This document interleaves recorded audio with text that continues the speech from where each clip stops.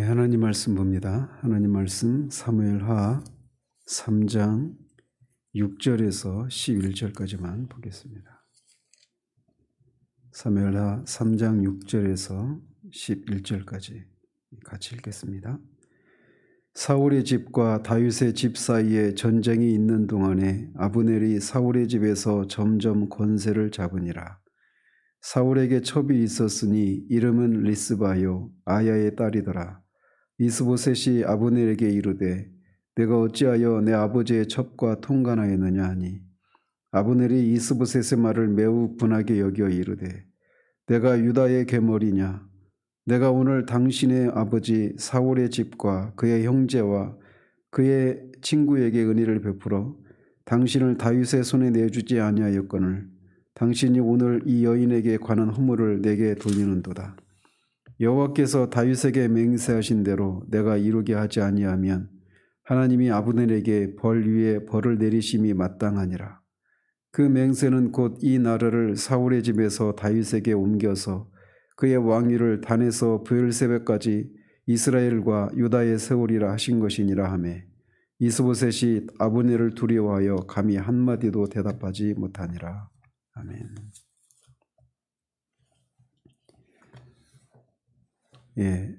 우리는 계속해서 3장 1절에서 다윗의 집은 점점 강해지고 사울의 집은 점점 쇠퇴가 약해지고 있다라고 하는 그 선언에 대한 증거에 대해서 살피고 있습니다. 그래서 어제는 이 다윗의 집이 점점 강성해지는 그런 것을 증거하는 그런 장면으로 이 다윗의 아들들의 명단에 대해서 살펴보았습니다. 사울 가문에는 후계자가 없는 반면 다윗의 집에는 이런 다윗의 계승자들이 이렇게 많이 있는 이것을 통해서 다윗의 집이 점점 강해져 가고 사울의 집은 약해져 갔다라고 하는 것을 긍정적인 측면에서 보여주고 있다라고 말씀드렸습니다. 물론 이제 부정적인 측면, 일부 달처제를 통해서 이렇게 많은 아들을 낳았기 때문에 이것에 대해서는 이제 훗날에 대가를 치르게 되는 어떤 부정적인 측면도 있지만 말이죠. 자, 오늘은 이와 반대로 사울의 집이 약해져 가고 있는 증거로서 제시되고 있는 이 장면을 살펴봅니다. 방금 읽은 것처럼 그것은 군대 장관 아브넬과 이스보셋 사이에 있는 그 사울의 첩 리스바의 그 통관 문제로 인해서 발생한 불화의 장면입니다. 6절은 다윗의 집과 사울의 집 사이에 전쟁이 있는 동안에 아브넬이 사울의 집에서 점점 권세를 잡았다라고 그렇게 시작을 합니다. 즉 이것이 다윗이 강해지고 사울의 집이 약해진 원인이 바로 이렇게 아브넬이 이스보셋의 그 집에서 권세를 잡은 것에 있다라고 암시하며 시작을 하고 있는 거죠. 원문에 보면 아브넬이 스스로 강해졌다. 그것도 지금 현재 진행형으로 그렇게 그가 강해져 가고 있다라고 되어 있습니다. 왕의 신분으로 있는 이스보셋이 아니라 군대 장관인 아브넬이 사울의 왕조에서 절대 권력을 구가하고 있다라고 하는 것은 이 새롭게 재건된 이 사울 왕조가 앞에 우리가 살펴봤던 것처럼 아브넬의 이 군사적인 기반 위에 세워졌기 때문에 그렇습니다. 그저께 살펴본 것처럼 이스보셋이 왕이 된 것은 다윗이 왕이 된 후에 5년 후의 일입니다. 그 사이에 이제 잔존해 있던 이 사울을 추종했던 이 세력들이 일종의 어떤 무정부 상태에 그렇게 있다가 아브넬이 군대 장관 아브넬이 사울의 넷째 아들 이스보셋을 왕으로 세워줘서 이렇게 일종의 명목상의 왕으로만 그렇게 앉혀놓은 상황이었단 말이죠. 그래서 특별히 이 사울의 집과 다윗의 집 사이에 전쟁이 있는 동안이라고 하는 이런 상황을 통해서 볼 때도 이 이스보셋의 이 마하나임에 세워져 있는 이스보셋의 이 왕권에서 전쟁 중이기 때문에 군부의 힘이 절대적으로 강할 수밖에 없는 그런 상황을 우리가 충분히 추측할 수가 있는 거죠. 결국 이렇게 이스보셋이 왕으로 있는 그 정부에서 아브넬의 권세가 하늘을 찌를 듯이 높았다라고 하는 사실은 이후 그가 이 이스보셋의 대화에서도 우리가 여실히 살펴볼 수가 있습니다. 그렇게 이 아브넬의 세력이 점점 강해져가고 있을 때 이 아브넬과 이스보셋 사이에 이제 분쟁이 발생하는데 그것은 사울의 첩으로 인한 문제였습니다. 사울에게 첩이 하나 있었는데 그녀 이름이 리스바였습니다. 사울의 아내가 아히노암 한 명만 그렇게 언급이 되었었는데 리스바는 첩이면서 두 번째 아내가 되는 셈이죠. 아브넬이 리스바를 이스보셋이 이제 아브넬에게 왜 내 아버지의 첩인 리스바를 그렇게 리스바와 통관했느냐라고 이렇게 물은 것은 단순히 그냥 어떤 간음을 했다 이런 정도 차원의 문제가 아닙니다. 실제로 이렇게 보면 왕이 죽은 다음에 그 죽은 왕의 첩이나 이 아내를 취할 수 있는 권한은 오직 왕위 계승자에게만 있었습니다. 그래서 아브넬이 사울 왕의 첩과 동침했다라고 하는 것은 곧 이 아브넬이 자신이 왕위 계승자다라고 하는 것을 선언하는 거예요. 그러니까 일종의 모반이죠. 역모를 꾀한 거란 말이죠. 이것은 후에 다윗의 아들 압살롬이 이 아버지의 후궁들을 의도적으로 그렇게 범한 곳 이런 것에서도 우리가 찾아볼 수가 있죠. 그리고 솔로몬이 왕이 되었을 때 그의 형 아도니아가 솔로몬의 어머니 밧세바를 찾아와서 이 다윗이 죽기 전에 취했던 수넴 여인 아비삭이라고 하는 그 첩을 자신의 첩으로 달라고 이렇게 요구했을 때 그것이 의미하는 바가 왕권을 달라라고 하는 것을 의미하는 것이었기 때문에 솔로몬이 그를 죽였던 것도 같은 맥락입니다. 따라서 여기서 이스보셋이 아브넬에게 이 사울의 첩, 자기 아버지 사울의 첩 리스바와 통관했느냐 이렇게 묻는 것은 단순히 그냥 간음을 했느냐 이런 차원의 문제가 아니라 이건 완전히 자신의 왕권에 도전하는 왕권을 자신이 찬탈하겠다라고 하는 그런 이 쿠데타를 취한 것으로 그렇게 이해를 하고 그렇게 물었던 겁니다. 이것은 이제 뒤에 보면 8절에서 이 사울 왕가에 대한 자신의 충성심을 이렇게 피력하고 있는 아브넬의 입장을 보면 실제로 이 이스보셋은 그렇게 이해를 해서 그렇게 책망을 했지만 아브넬은 실제로 왕권을 탈환하려고 하는 그런 시도로 이렇게 했던 것은 아니었던 것으로 우리가 볼 수 있습니다. 따라서 이렇게 이스보셋이 아브넬을 이렇게 추궁하고 있는 것은 이 왕위 찬탈에 대한 불안보다는 점점 이렇게 강화되고 있는 아브넬의 권력에 대한 불안에서 기인한 것이다라고 할 수가 있습니다. 만약에 진짜 이 아브넬이 사울의 첩과 동침해서 왕권을 탈환하려고 했다면 이미 이스보셋을 세우기 전에 자신이 그렇게 왕이 될 수도 있었을 거예요. 따라서 이렇게 실제로 이스보셋이 의심하는 것 같은 그런 의도는 아니었습니다. 다만 이렇게는 추측할 수 있죠. 아브넬이 실제로 이렇게 사울의 첩과 동침을 해서 어떤 문제를 일으킨 것은 사실입니다. 그가 그 자체를 부인하지는 않으니까. 그런데 그것은 왕위 찬탈과 관련된 것이라기보다는 지금 전쟁이 오래되면서 점점 전세가 다윗에게 유리해져 가고 있는 이런 상황을 보면서 이스보셋을 떠날 어떤 빌미를 얻기 위해서 이렇게 일부러 이렇게 한 것이 아닌가 이렇게 생각할 수 있습니다. 이런 이스보셋의 책망에 아브넬은 매우 분하게 여기면서 자신이 유다의 계머리냐라고 묻습니다. 속된 말로 이 속어로 개대가리냐 이렇게 묻는 거예요. 그러니까 유대 사회의 문맥을 감안해 보면 이스보셋이 이 아브넬 자신을 이 개머리냐 이렇게 개머리로 보느냐 이렇게 묻고 있는 것은 이 성적으로 추잡한 그런 개 중에 개 이렇게 몰고 있느냐라고 하며 화를 내고 있는 겁니다. 또는 이 개머리를 군대 장관을 비하하기 위해서 이렇게 부르는 그런 호칭으로 우리가 해석할 수 있다라면 아브넬은 이스보셋이 자신을 모반을 꾀하고 있다고 책망한 것에 대해서 분노하고 있는 것이다라고 그렇게 해석할 수도 있습니다. 그래서 어쨌든 개머리를 뭐라고 해석을 하든지 간에 일개 군대 장관이 왕 앞에서 이렇게 분노한다. 그러면서 그런 비속어를 사용해서 그렇게 왕 앞에 분노한다라고 하는 것 자체가 이미 이 아브넬의 위세가 이스보셋을 뛰어넘는 그런 상황이라고 하는 것을 우리가 알 수가 있습니다.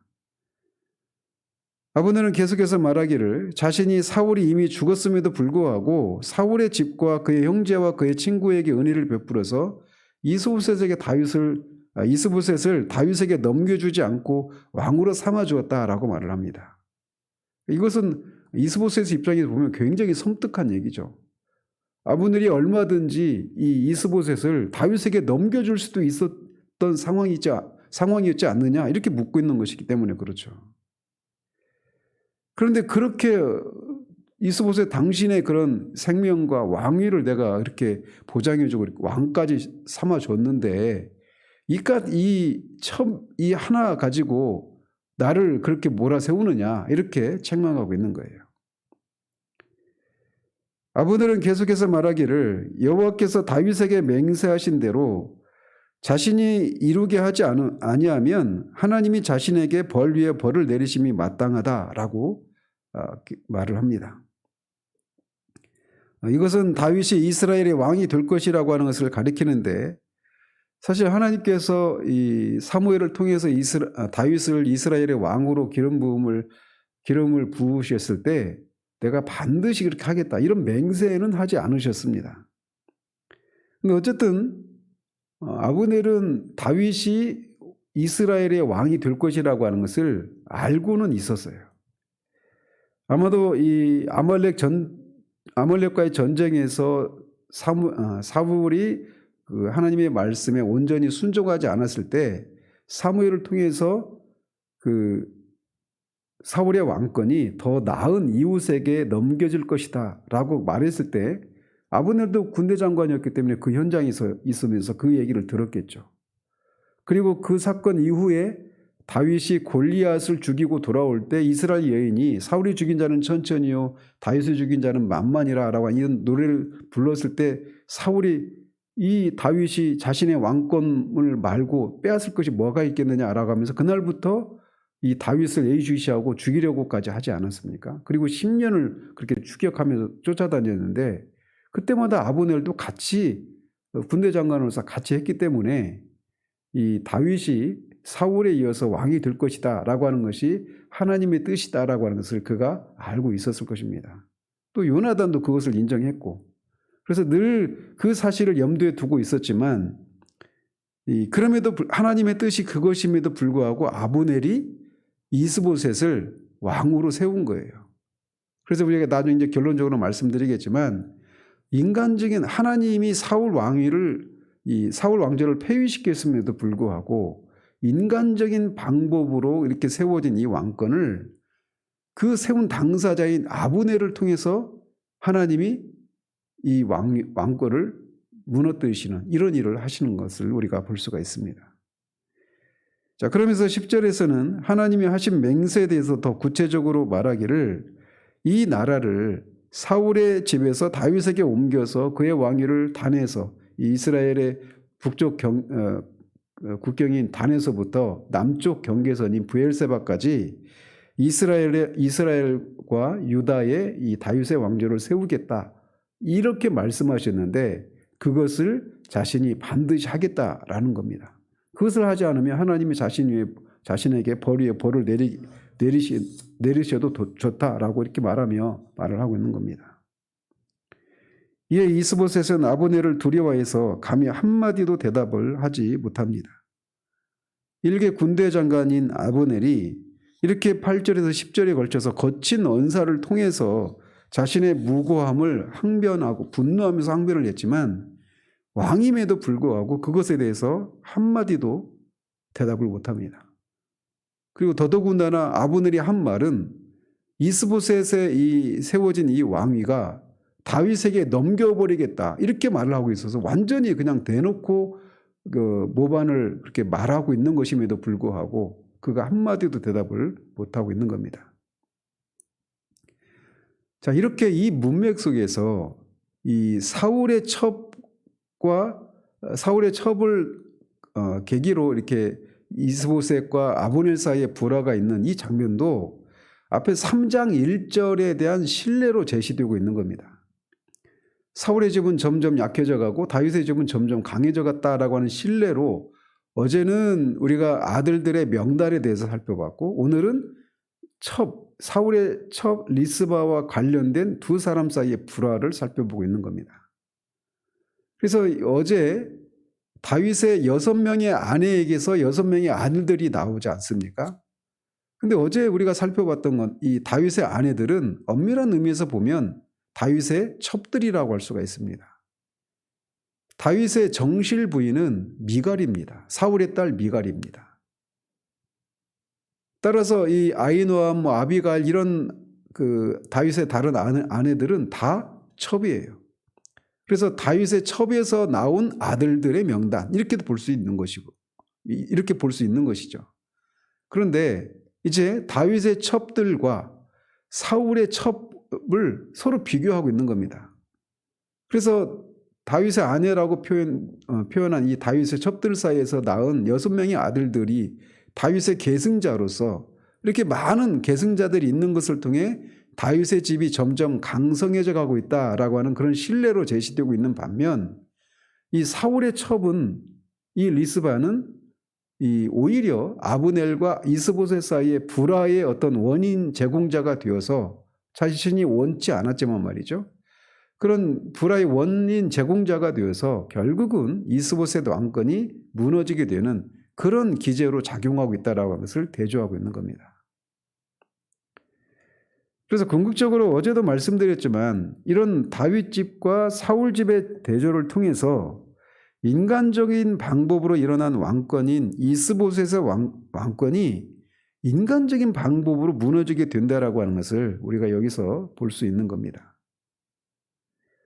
이처럼 하나님은 때로는 악한 자의 손을 통해서도 악한 일을 통해서도 하나님의 일을 하시기도 합니다. 창세기에서 이 요셉이 형들의 그런 이 질투심 때문에 애굽의 노예로 팔려갔는데 그 일을 통해서 오히려 많은 사람들의 생명을 구원하고 이 하나님의 그런 이 구속 역사가 진행될 수 있도록 하는 일들을 하십니다. 대표적인 사건은 예수 그리스도께서 우리 주님께서 이 이방인의 손을 빌려서 이방인의 손에 의해서 십자가에 달려 죽으시죠. 다른 것도 아니고 십자가에서 달려 죽으시는 것을 통해 그가 하나님의 저주를 받아 죽은 죽음을 죽게 됩니다. 물론 자신의 죄 때문에 죽으신 건 아니지만 말이죠. 저와 여러분들과 같은 죄인의 그 죄를 위해서 그렇게 죄인이 되셔서 그렇게 십자가에서 죽으시게 되는 거죠. 이런 사례들은 성경에 수도 없이 많이 나옵니다. 그래서 이렇게 하나님이 일하시는 방법은 때로는 우리가 측량할 수 없이 신비하고 오묘한 그런 방식으로 진행되는 경우들이 많아요. 그 일이 진행되는 그 당시에는 그 일이 그런 방식으로 그렇게 선한 결과가 하나님의 일이 성취되는 것이라고 하는 것을 우리가 미리 예측할 수는 없는 경우들이 많습니다. 그러나 궁극적으로 돌아보면 그런 일이 일어나기도 한다는 것이죠. 그렇기 때문에 사도 바울은 로마서에서 하나님께서 하신 일들, 특별히 이 유대인을 하나님의 백성인 유대인을 시기하게 하셔서 이방인을 구원하시는 것을 통해 유대인의 마음을 시기하게 하셔서 결국은 유대인들도 하나님께 돌아오게 하시는 그런 일을 하시는 것을 그렇게 9장과 10장 11절에서 말을 한 후에 그렇게 행하시는 하나님의 그 섭리의 방식을 그가 깨닫고 이렇게 송영을 하지 않습니까? 깊도다 하나님의 지혜와 지식에 부유하며 그의 판단은 측량하지 못할 것이며 그의 길은 찾지 못할 것이로다. 하나님의 일하시는 방식이 우리의 이 지식과 우리의 이성을 뛰어넘는 방식으로 일하는 경우들이 정말 많습니다. 그래서 전도서 기자도 바람의 길이 어떠함과 아이벤 자의 태에서 뼈가 어떻게 자라는지를 네가 알지 못함 같이 만사를 성취하시는 하나님의 일을 네가 알지 못하느니라. 이런 상황을 인해서 우리가 어떤 상황을 만나더라도 두려워하거나 낙심하지 말아야 할 이유가 여기에 있는 겁니다. 모든 것이 하나님의 주권적인 섭리 하에 있습니다. 그리고 하나님께서는 모든 일을 합력하여서 선을 이루시는 그런 분이십니다. 이 아브넬의 다윗이 결국은 온 이스라엘의 왕이 되는 이 일이 누가 아브넬에 의해서 이루어질 것이라고 누가 감히 생각을 했겠습니까? 오히려 아브넬을 죽여야 비로소 그런 일이 일어날 것이다 이렇게 생각하지 아브넬에 의해서 이스보셋 정권이 무너지게 될 것이라 이렇게 상상을 못했단 말이죠. 그런데 결국은 그렇게 일이 진행이 되죠.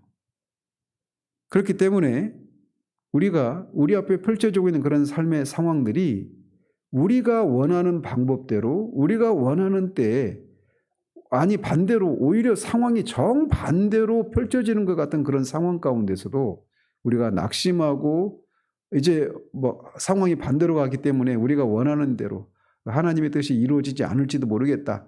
이렇게 쉽게 포기하지 말아야 될 이유가 바로 여기 있는 겁니다.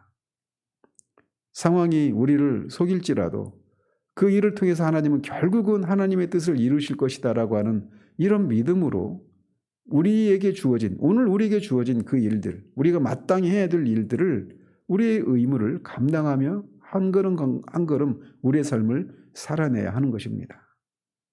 따라서 오늘도 우리에게 주어진 이 한날을 우리가 오래도록 또는 단기적인 그런 하나님 앞에서 우리가 이루어지기를 소원하는 그런 소망이 있는데 그런 소망과 정반대로 삶이 펼쳐져 가고 있을지라도 그런 상황을 통해서 우리 개인적인 삶뿐만 아니라 이 나라를 위한 이런 일도 마찬가지고 그런 어떤 악한 상황을 통해서도 하나님이 결국은 일하신다라고 하는 것을 우리가 믿고 우리 이 하루의 삶을 살아가는 그런 저와 여러분들 되시기를 우리 주님 이름으로 축원드립니다. 기도하겠습니다. 하나님 아버지, 이 다윗의 집이 점점 강해져 가고 사울의 집이 점점 약해져 간다라고 하는 첫 번째 신뢰 중에 사울의 집이 약해져 가는 그 첫 번째 사례로 이스보셋과 아브넬 사이에 사울의 첩 리스바를 계기로 그런 불화가 시작되고 결국은 이 인간적인 방법으로 세워진 이 정부가 결국은 인간적인 방법에 의해서 무너지게 되는 그 첫 단초가 되는 사건을 살펴보았습니다. 이처럼 하나님이 악인을 통해서도 또 악한 일을 통해서도 얼마든지 하나님의 뜻을 이루어 가시는 분이심을 우리가 이 본문을 통해서 또 보게 됩니다. 그러니 오늘 또 우리에게 주어져 있는 삶이 우리가 바라는 대로 정반대로 펼쳐져 가고 있는 그런 상황 가운데서라도 우리가 낙심하거나 포기하지 말고 하나님의 뜻이 이루어지이다 라고 외치며 오늘 우리에게 주어진 일들을 그렇게 충성되게 감당해 나가는 우리들 될 수 있도록 도우시옵소서. 그래서 사도 바울이 노래하는 것처럼 깊도다 하나님의 지혜에 부유하며 그가 하시는 일들을 누가 측량할 수 있겠느냐라고 그렇게 성령을 올려드리는 것처럼 우리의 삶 가운데서도 그런 찬송이 터져나오는 삶을 살아가는 우리들 될 수 있도록 도우시기를 원합니다. 예수 그리스도 이름으로 기도합니다. 아멘.